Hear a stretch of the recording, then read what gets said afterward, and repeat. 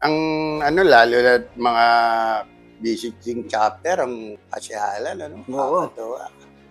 Maganda bumisita chapter, sikat eh. Ah, No? ako Maganda no, ano, tawag dito, visiting kami sa UST. Eh, crush na crush ko si ano. Nakalimutan ko na yung sis na yun. Nasa Pagcor na ngayon daw. Hindi ko. Ganda nun eh. Maganda ng UST. Yan ang crush ko eh. Sabi ko, nasa IT ako nun. Sabi ko, ganda ng mga sis dito. Eh, ikaw paano? Sa inyo may mga, sa TIP, ano sis, puro lalaki. Oo, puro lalaki. LIC ako eh, LIC. Alam mo yung mga bahay ka. Sa LIC, maraming babae daw. Oo, maraming babae sigma. daw, lalaki. Kaya alam mo, hindi naman kami pwede talo-talon nung araw. Hindi naman eh.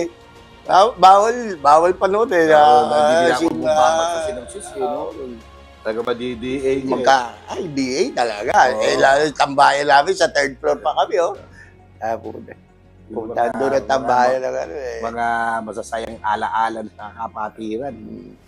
Masarap pong ano, school days na masarap na mahirap. Saka, tol, ito na ano ko na napapansin ko sa mga brad. Ngayon, di ba dati pag nagkumamay tayo, tol, kung nga pala si ganito, pangalan mo, chapter mo, sasabihin. Ngayon, pag kumamay, tol, Ikaw tatanungin. hindi, wala na tanong. Hindi mo na malaman kung sino pangalan mo, Kaya maraming kinamayan mo. kaya Maraming koloro. kolorum eh. Hindi mo malaman kung sino chapter. Sanod mula. Sino? Kakamayan mo, tol. Ay, Brad. Gano'n na lang. Yeah, Pero sa atin, noong panahon na yun, tol. yun ang kinokorek ngayon. Tanda ko, ang alam ko, kaya nga ano. O mali na yung orientation.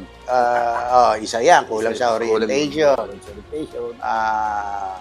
Kumbaga, after mabigyan ba, ano na nangyari, paano na ba? Nasaan ka na napunta. Baga, hindi, walang continuity na pagdating doon sa orientation. Saka di nagtatagal ang Brad. 5 minutes lang, wala nang kagano na yun. Hindi mo lang makikita. Tsaka lalabas lang yan pagka Ay, mga ganon. anib. Kaya ngayon yung yearly anib, yung parada, di ba? Papansin mo, tayo naman noon, hindi naman ganun ka, ano pa, karami. Pero ano, talagang sincere mga Brad sa kapatiran. Bayo naman. Talagang sinusunod ang tenet sa Code of Conduct. Hindi, kung hihimayin mo ang tenets Bago. at Code of Conduct, talagang halos Bible din naman ang ano eh. Pero yung iba sinasusunod niya, pero talagang yung vices, hindi masusunod yan. Eh, hindi talaga. Avoid yun, yung vices. Pero naandun na yun, disiplina. Hindi Oo, naman, sa atin. Ano na yun. yung disiplina. Kaya ngayon, Kaya, ano eh, iba na ngayon ang ano, mga Brad eh.